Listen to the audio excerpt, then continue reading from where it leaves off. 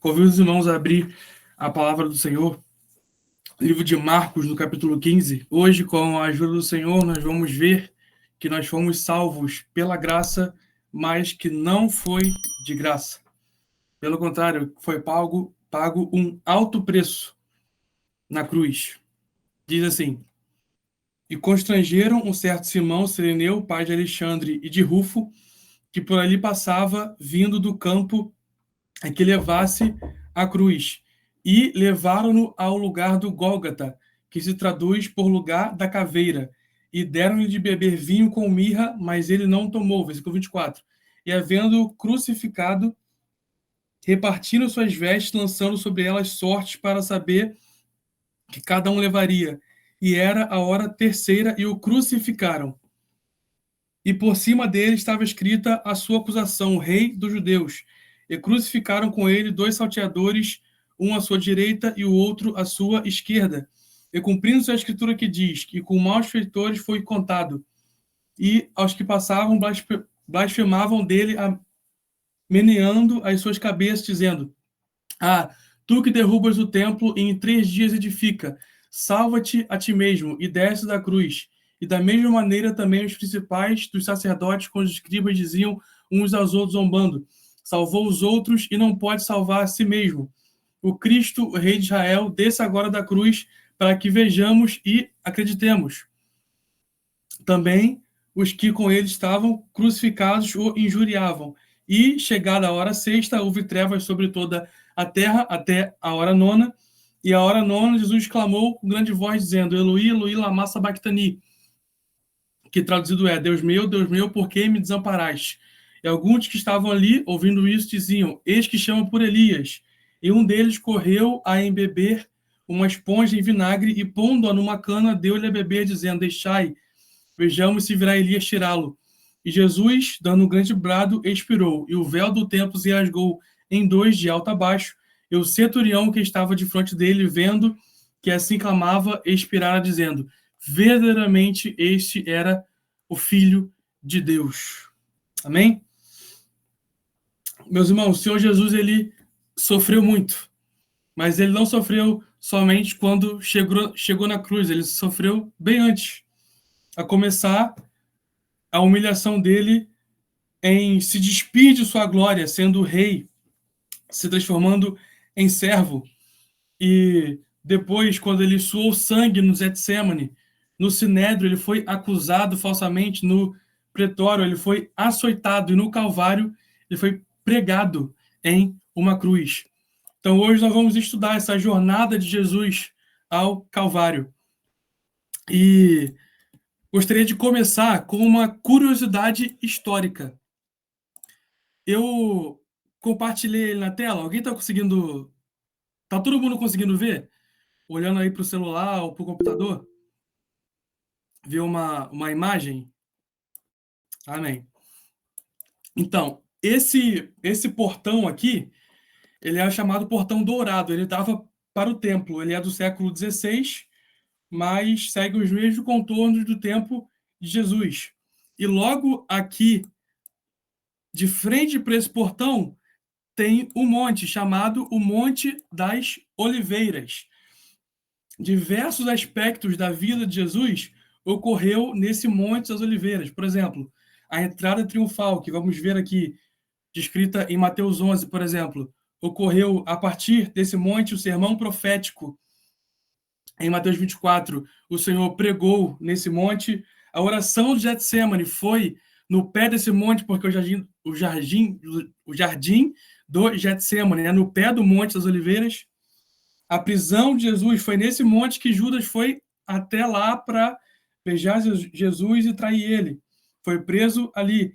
E Atos 1, do 9 ao 12, nos dá a entender que Jesus também estava no monte quando foi assunto aos céus. Era no Monte das Oliveiras que os discípulos ficaram olhando para o alto, vendo Jesus sendo escondido nas nuvens, subindo de novo para o céu.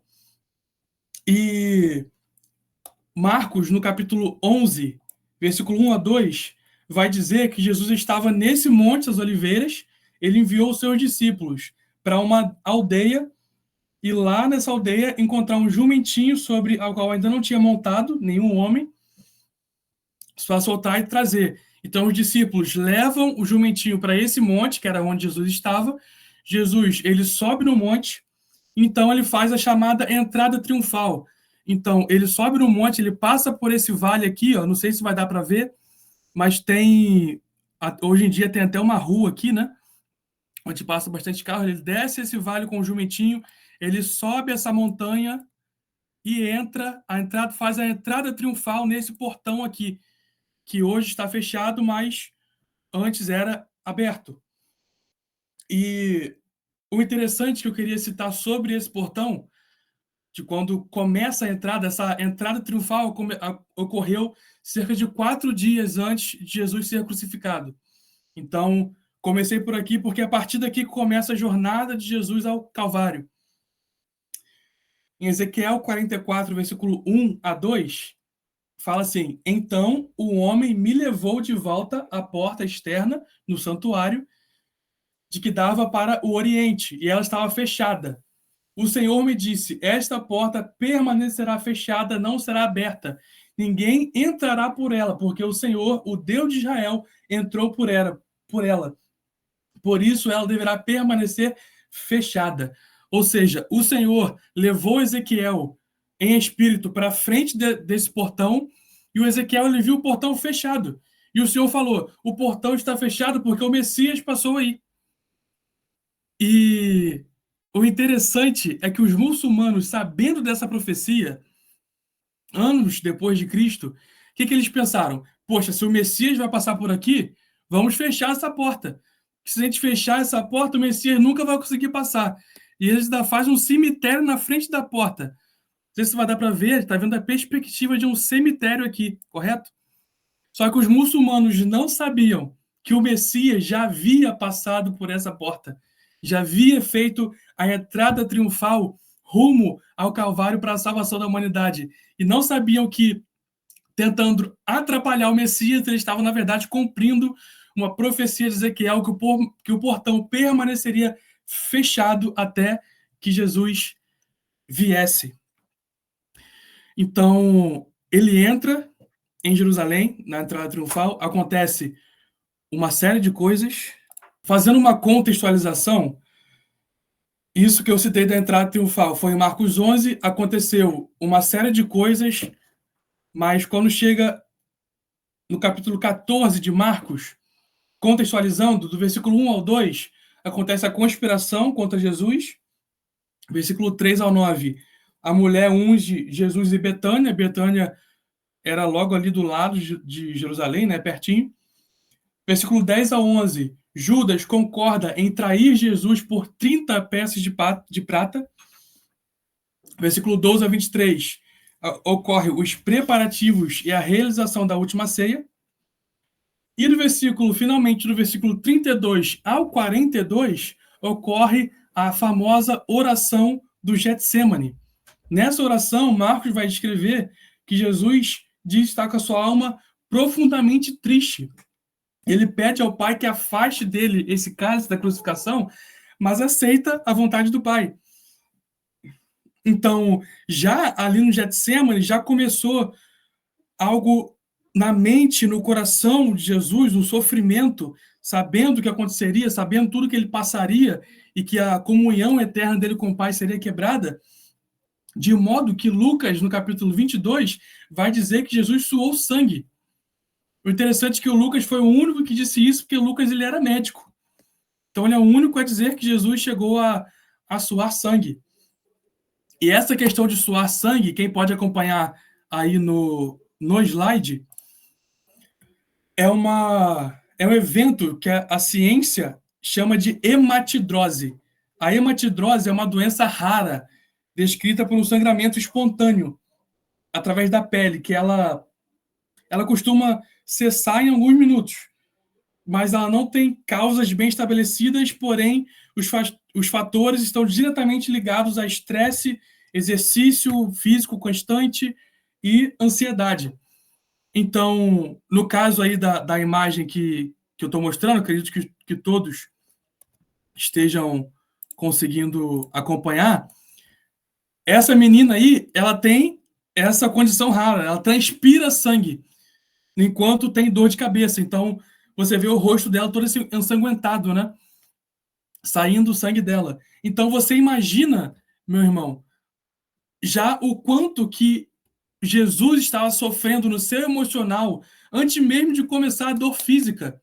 Quanto que ele estava sofrendo no seu emocional para chegar a suar sangue. O nível de estresse e de ansiedade que Jesus deveria estar, sabendo que ocorreria por mim e por você. Mas ele não desistiu, ele poderia ter desistido ali no Getsemane. Ele poderia ter desistido, o pai enviaria miríades e miríades de anjos para salvar ele, mas não, ele não desistiu por amor a mim e por amor a você. Então, o Judas, ele traz Jesus, Jesus é preso e Jesus ele é levado ao Sinédrio. Perdão. O Sinédrio, eu peguei uma imagem aqui meramente ilustrativa, mas para quem não sabe, o Sinédrio ele é como se fosse o tribunal dos judeus. É o lugar onde os líderes religiosos tratavam de assuntos civis e religiosos do povo judeu, né? E quando Jesus é levado ao Sinédrio, o primeiro ponto a ser destacado é que era uma reunião completamente ilegal. Pelas leis dos judeus, o Sinédrio não poderia se reunir à noite, mas eles, no fundo, sabiam que estava fazendo lenha. Então, levaram Jesus à noite em uma reunião ilegal. Então, já aí começou a injustiça contra Jesus, no próprio Sinédrio sendo uma reunião ilegal. E lá eles fazem uma acusação política, porque os romanos não se importavam com a blasfêmia. Então eles tinham que procurar um motivo político. Na cabeça dos judeus, era muito ruim Jesus falar blasfêmias na cabeça dele, né? Se declarar rei de judeus e tudo mais.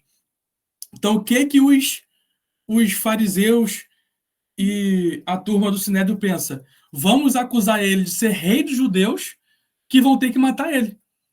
Porque se o rei é César, se o rei do Império Romano é César, como é que vem o outro camarada dizendo que ele que é o rei? Entendeu? Então eles caluniam Jesus como se Jesus estivesse querendo tomar o reino político, e sabemos que o reino do Senhor não é algo político.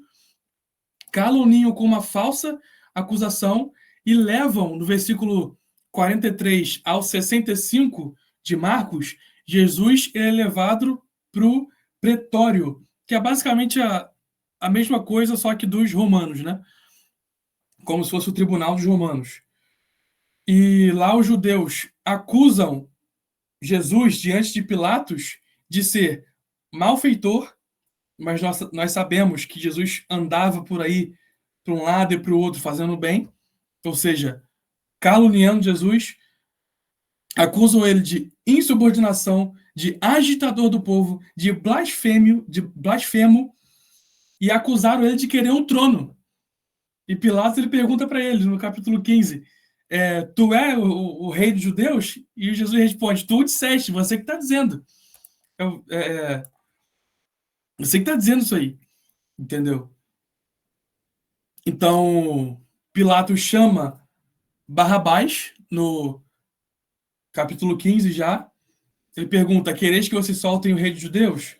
Os sacerdotes, eles incitam uma multidão para que fosse solto Barrabás. Aí o Pilatos pergunta, o que querem que eu faça com Jesus? Para surpresa de Pilatos, versículo 13 a 14 do capítulo 15 de Marcos, eles responderam, crucifica-o. De modo que Pilatos entra em parafuso, fala, mas que mal esse homem fez? Pilatos, querendo satisfazer a multidão, soltou Barrabás e mandou açoitar Jesus e o entregou para ser crucificado. O Pilatos estava numa posição muito complicada, porque se chega... Pilatos ele era governador, se eu não me engano. Se chega aos ouvidos do imperador, que era César, que tinha um homem querendo ser rei dos judeus, Pilatos sabia, Pilatos não fez nada, primeiro a perder a cabeça ia ser Pilatos. Então Pilatos, vendo aquela agitação, ele pensou, preciso entregar esse camarada, senão vai dar ruim para mim. Então Pilatos entrega Jesus, e Jesus ele é açoitado. Só que, meu irmão, o chicote romano não era brincadeira, não. Quem puder, vê aí, por favor, o próximo slide. O chicote romano, ele era chamado de flagrum. Nas pontas, eles amarravam objetos pontiagudos, como dá para ver aí nessas imagens ilustrativas. Toda sorte de objeto pontiagudo eles colocavam ali.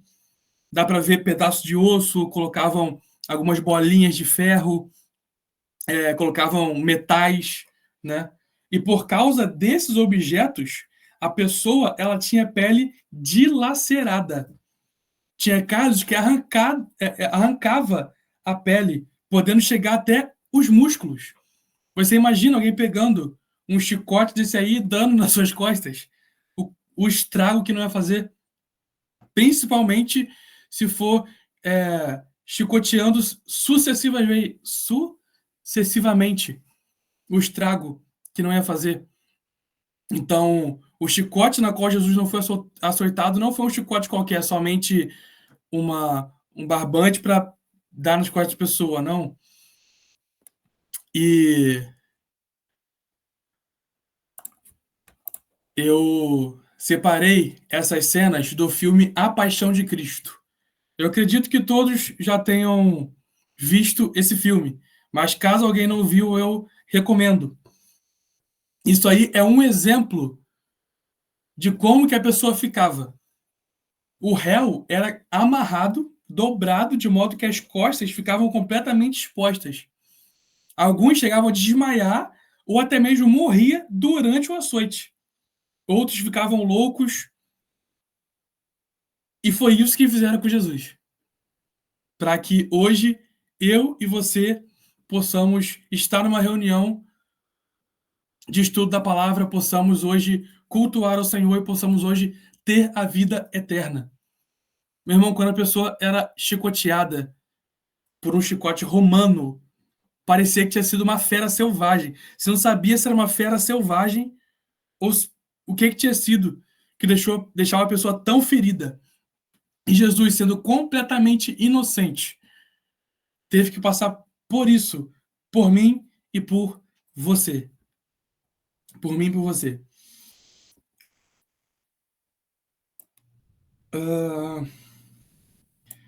Ele foi escarnecido com a acusação de ser rei dos judeus, como havia dito, e por isso eles fizeram uma vestimenta de púrpura e uma coroa de espinhos. Isso está em Marcos capítulo 15, versículo 17. Eles fizeram essa coroa de espinhos.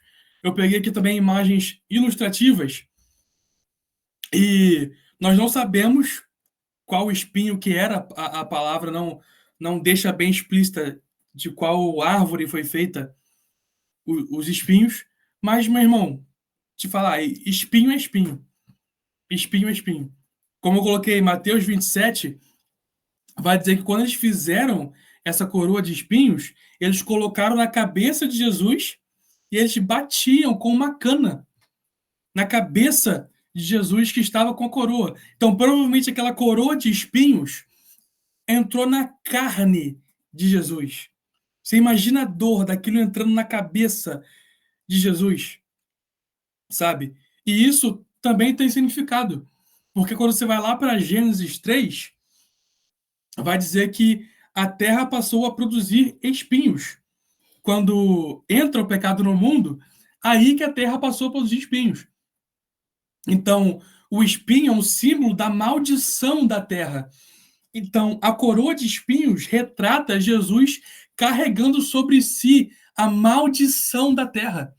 Então, quando você olha uma cena, uma imagem ilustrativa de um homem com uma coroa de espinhos na cabeça, lembre-se, aquilo é maldição da terra, o meu, seu pecado recaindo sobre a cabeça de Jesus.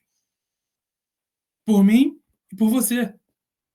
A acusação religiosa, rei dos judeus era acusação política, a acusação religiosa era ele ser filho de Deus, ele dizia filho de Deus. Então, eles cuspiam em seu rosto, zombando de Jesus, batiam na cabeça dele com a cana. Então, até esse momento, Jesus já está no nível de abuso físico, mental, emocional extremo. A crucificação leva isso, a pessoa ao extremo. E finalmente ele é levado ao perdão, levado ao Gólgota ou ao Calvário para ser crucificado, que significa lugar da caveira, né? E para percorrer esse percurso, ele precisa carregar uma cruz que pesa cerca de 40 a 60 quilos, de modo que Simão precisa ajudar ele. Você imagina, depois de passar por isso tudo aqui, na mente, no emocional, no físico sendo escoteado, com a coroa de espinhos sendo zombado, caluniado, cuspido, e ainda tem que carregar uma cruz de 40 a 60 quilos. É um saco de cimento, praticamente. Um percurso que os estudiosos dizem que é cerca de 600 metros, se eu não me engano. Ele não consegue, por isso, pelo abuso físico, pela exaustão física, ele não consegue. Então, Simão tem que ajudar ele. E quando ele chega no local, que é chamado de Gólgota, que o Gólgota é essa montanha aí, a montanha do Gólgota, dá para ver que tem uma caveira. Se você olhar a imagem de cima, tem de fato uma caveira na rocha. Muito provavelmente há 2.000 anos atrás essa rocha parecia muito mais com uma caveira, né? Mas hoje, com o passar do tempo, foi provavelmente se desfazendo. Mas dá para ver nessas duas imagens, principalmente na de cima, ainda um rosto de uma caveira, né? Hoje em dia tem até um ponto de ônibus ali onde é o Gólgota, onde Jesus foi crucificado. E a legislação romana dizia que quem era condenado à morte de cruz não tinha direito de um sepultamento digno. Foi aberta uma exceção para Jesus. Os corpos de crucificados eram jogados num lugar para sofrer a putrefação ao ar livre. E ficava, de fato, cheio de caveiras nesse local. Correto? Então você imagina, Jesus tendo que carregar uma cruz, sofrendo absurdamente até o alto desse monte, e a dor física da crucificação era algo tão ruim que um cidadão romano não poderia sofrer morte de cruz. Então eles pensaram assim: a gente pode até crucificar eles, mas a gente não. Né? Quando a pessoa ia ser crucificada, ela era pregada na cruz de madeira com pregos de tamanhos absurdos, chegando a 15 a 20 centímetros. Essa imagem de cima é uma imagem ilustrativa, mas essa de baixo do canto inferior esquerdo é uma imagem que a arqueologia achou, uma imagem real da arqueologia achou de um prego da crucificação. Eles eram feitos de ferro e às vezes de bronze, tinham entre 15 a 20 centímetros, como falei, e esse tamanho para perfurar as extremidades, ou seja, tanto a madeira quanto a carne, eram robustos, pontiagudos, com uma facilidade gigantesca de penetrar qualquer coisa. A arqueologia achou, no ano de 1968, lá em Jerusalém, esse osso que está logo aqui em cima, esse osso de uma pessoa que foi crucificada. Dá para ver que o prego da crucificação atravessou o osso do camarada. Esse mais do canto da esquerda é, obviamente, uma representação de como teria sido, que tem uma representação de um esqueleto de um pé aqui, completo, né? Então, o prego atravessando a madeira, a carne e o osso. E do outro lado, eles ainda batiam para que ficasse bem preso. E a crucificação ela tinha o objetivo de matar com muita dor física e muita humilhação. Inclusive, a posição com o peso do corpo e o braço para cima, dificultava inclusive a respiração. Se você levantar o seu braço e esticar ele para trás por muito tempo, você vai ver que isso vai ficar ofegante, vai começar a ficar sem ar. Inclusive por isso, quando eles queriam acelerar a crucificação, eles quebravam a perna, porque a pessoa não conseguia ajeitar a postura para pegar fôlego. Então, quer dizer, na crucificação você poderia morrer de hemorragia, de insolação, porque tinha pessoas que ficavam dias na cruz, poderia morrer de fome, sede, poderia morrer de sem ar.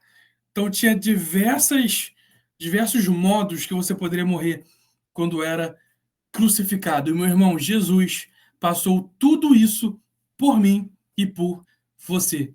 Ele poderia ter desistido. Ele poderia ter olhado essa situação toda e falar, aí, vou nada. Mas não. Ele, sabendo tudo o que passaria, ele decidiu obedecer ao Pai, passar por isso tudo, para que hoje nós possamos ter o direito de clamar Abba Pai, de sermos chamados de filhos de Deus. Quem tiver com a Bíblia aberta, acompanha comigo Marcos 15, 36 ao 38. Diz assim: E um deles correu a embeber uma esponja em vinagre e, pondo-a numa cana, deu-lhe a beber, dizendo: Deixai, vejamos se virá Elias tirá-lo. Aí o 37 fala: E Jesus, dando um grande brado, expirou, e o véu do templo se rasgou em dois, de alto a baixo. O Evangelho de João, no capítulo 19, fala que Jesus disse tetelestai quando ele estava na cruz. Tetelestai significa está pago, está liquidado, está consumado. Essa palavra tetelestai poderia ser usada em mais de uma ocasião. Uma delas é, por exemplo, se um pai desse uma missão a um filho. O filho ia lá, obedecia ao pai, e quando voltava, ele dizia, pai, tetelestai, ou seja, terminei o trabalho. Ou então, essa palavra também poderia ser usada em outro sentido. Por exemplo, se você tinha... se você comprou um campo, você estava pagando, você estava com uma dívida. Você ia pagando. Quando você liquidava a dívida, você dizia tetelestai, ou seja, está pago. Então, quando Jesus na cruz, ele diz tetelestai, ele está dizendo ao Pai, Pai, eu terminei o trabalho, a missão que o Senhor me deu para vir nessa terra e morrer pela humanidade está cumprida.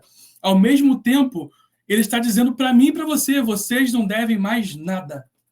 Eu passei por tudo, agora vocês não devem mais nada. O preço já foi pago, Satanás já foi derrotado, a morte já foi derrotada. Então, quem seguir a Cristo, seus mandamentos, estará no mesmo lugar que ele, com o Pai, reinará com ele. Meu irmão, Jesus não foi para a cruz porque Judas o traiu. Não foi pela inveja dos fariseus, nem mesmo por causa de Pilatos.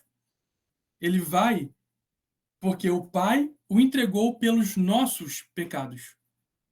1 Coríntios 15 vai dizer que, porque primeiramente vos entreguei o que também recebi, que Cristo morreu por nossos pecados segundo as Escrituras e que foi sepultado e ressuscitou ao terceiro dia segundo as Escrituras.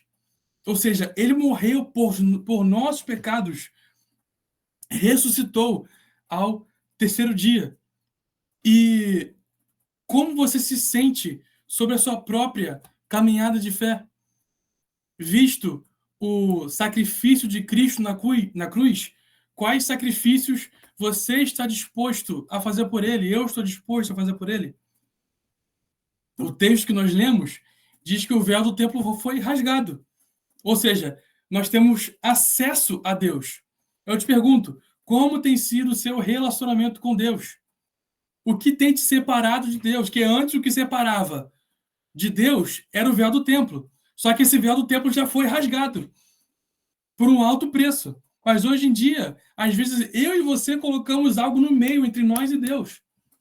Novamente, no lugar daquele véu que tinha sido rasgado lá atrás.